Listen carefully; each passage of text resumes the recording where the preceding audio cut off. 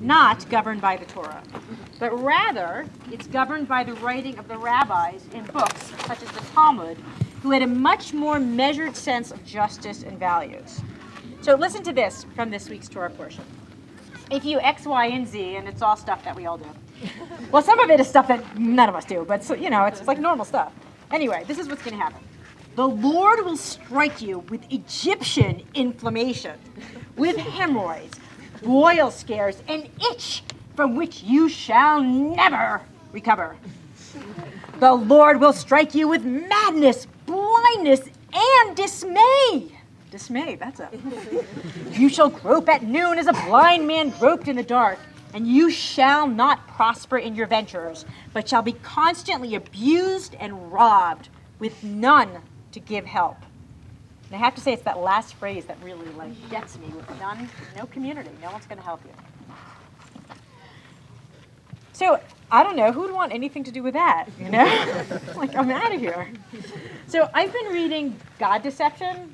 Raise your hands if you've read this book, God Deception. Oh, that's interesting. Really? It's like this huge bestseller, and none of you guys have read it. Fascinating. Not sure what that means. Anyway, this is a totally fabulous book for anyone who wants a rationale for throwing out Judaism, or whatever your religion is. And for me, it's made me think a lot about what it is that I treasure about my religion and what I don't like about it. The main flaw in God Deception is that the author, Richard Dawkins, assumes that our religion is still based on the Bible and based on the God concepts within the Bible. But it's not. The Judaism that I teach and we all practice is called Rabbinic Judaism. And it teaches us things like recycling and to feed your animals before you feed yourself. It teaches us that God is in our relationships and found in nature rather than an omnipotent and omniscient force. So last month, we talked about the line in the Via Hafta prayer, which tells us to impress them, meaning Jewish tradition, upon our children, meaning to give Jewish teaching an emotional impact so it has staying power. And as some of you know, our religious school last year was so overrun by people wanting to be in it that we actually ended up shutting it down because we don't have the administrative staff to handle it. And as we recoup and try to figure out how we were going to handle this number of people that want to study with us and how we're going to teach them and how we're going to staff the whole thing, we've been having a lot of conversations about what is it that we want our children to learn? What is it that we want to teach them? How do we want to teach them?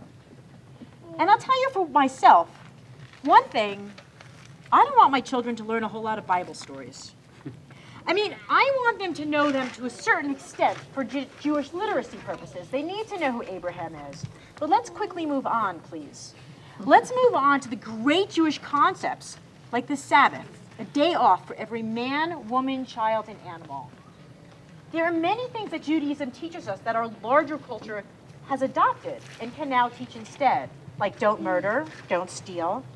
But there's other ideas that are Jewish that have not been adopted. Take Shabbat, for example. Ready for the New York Times, please. So I don't know if any of you caught this article on Monday, August 16th, Outdoors and Out of Reach, Studying the Brain. Anyone read this one? Yeah, I hated this article. I couldn't stand this article. This article is about 5 neurosurgeons that go rafting down the San Juan River, which a lot of us have rafted that, right? No big deal. It's a week-long rafting trip. They went to study if being unplugged for a week made your brain different, I mean, couldn't they have just asked us? We've known that. That's why we're sitting here and not down there. So we really need neurosurgeons to go out there and tell us that our brains function differently when we're outside. Part of the reason that we love the Adventure Rabbi program is because on Shabbos, tomorrow, our B'nai Mitzvah program, there you are, we didn't see you, which Evan is in, we're going to go climb a peak. We're going to go climb Deer Mountain in Rocky Mountain National Park. That's the first class for the Bar Mitzvah class this year. Because we know that when we're hiking along, our conversations go deeper. That our brains actually go to different places when we're outside, when we hear the wind, when we see the water tumbling over rocks. Now, me and my friends, we can't tell you which part of our brain is firing differently. Well, some of you guys probably can. But I can. But I can tell you that it actually feels different. And that's part of the reason I love being outside. Now, visual aid, please, number, please. So this Time magazine had on the cover the great American novelist Jonathan Franzen. Anyone read this article? Sure. So when he is working, he writes best-selling novels, big, big novels. Anyway, I don't know if you can see this. I'll pass this around, but this shows his workspace. And it's this desk with absolutely nothing on it. Let me just pass that around. And it's got nothing on it, and it's not plugged into the internet. It's not plugged into the internet. And I know from my experiences that when I write, I'm on my 6th book now. I'm about to start my 7th in October. And when I write, if I turn on email before I start writing, I'm finished. My creative side of my brain is just gone. I don't know what happens, but I can't check email first. Once I check email, I'm finished. So, what is all this? And I saw a lot of heads nodding, right? You guys have that experience too, right? You know it's different, right? So, this is the other thing that irked me about this article, right? We can't all take a week off and go rafting as often as we should, right? But what does Judaism give us? What does Judaism call it when you take a break from your BlackBerry, from email, on a regular basis? Shabbat. I mean, come on. This radical concept of taking a day off is called Shabbat. And one of the things that I've been talking a lot about this year is the idea of an electronic Shabbat. You know, so take one day a week and don't answer email. Or maybe, you know, like maybe you can't turn off your BlackBerry completely, but maybe you could say, okay, I'm going to read them, but I'm not going to answer them. Or maybe you could say, I'm going to write them, but I'm not going to send them. Or maybe you could just say it's just for an hour. An hour is a very long time. It is a long time. But I would like to suggest that each of us, at our own level of ability and choice, use this idea of an electronic Shabbat to give yourself that week of rafting off the grid on a weekly basis. And see how that allows us to regenerate and to be inspired and to come back into the work week a little more refreshed. Any thoughts or comments? Anyone try anything like this? Does anyone do anything like this? Yeah, Melissa. It was kind of a sad realization going camping last weekend, even just for a short time, and turning the phone off, and I hadn't gone in a while. And I literally had that moment of, wow, that feels really good. And it was really sad to me at the same time. I had to note that it was such a contrast to noticing. Yeah. That we actually had to turn it off at the campground because there was reception. Right. There used to be not reception in a lot of Right. places. Now there's kind of reception everywhere. Yeah. Any other thoughts or comments? Yeah, Leslie. Well, the trick is to practice getting into that space faster. Because for me, on a normal river trip, the first 2 days you're still thinking about where you came from. And the last day you're thinking about going back. So you really, most of the time, you need 4 days minimum. Now, how can you get 4 days into just the Shabbat?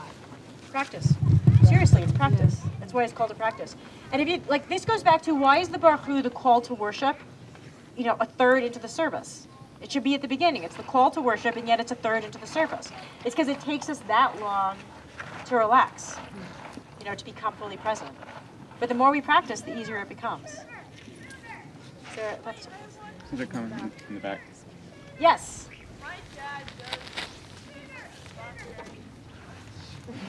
So do a lot of us. So one of the things that I found helpful, and you can read my blog, because I just blogged about this recently, is understanding why I check my BlackBerry. I did a lot of thinking recently about, well, why is it that I check it? Because if you can understand why you're looking at it, then sometimes you can find different ways to deal with the reason. Does that make sense? So I won't give that one away. You can read my blog and find out. But not tonight. But maybe that's, you know, maybe you do read on the internet, maybe you just don't do something else, right? The same fit isn't going to be for everyone. Everyone's going to do something different. Stuart. I found that too often we take our tools like a BlackBerry and then it becomes us, or we stop using it as the tool that we originally wanted to. It becomes habit. sometimes I'm checking just because it's habit. I don't actually care. I don't want to respond to a work email especially, but I'm just used to checking it. And the other day I was talking to my great aunt, and she said she hadn't talked to my dad in a while. I said, give him a call. She said, oh, well, she looked at her reply. She was in New York. He's in California. I don't want to call him. I hate to interrupt someone having dinner. And I said, well, if they don't want to be interrupted, why would they answer the phone?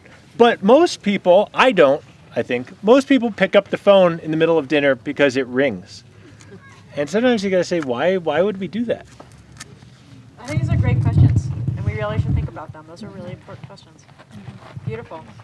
You think that gives us a lot to think about, and hopefully a few things that maybe we want to build into our New Year resolutions.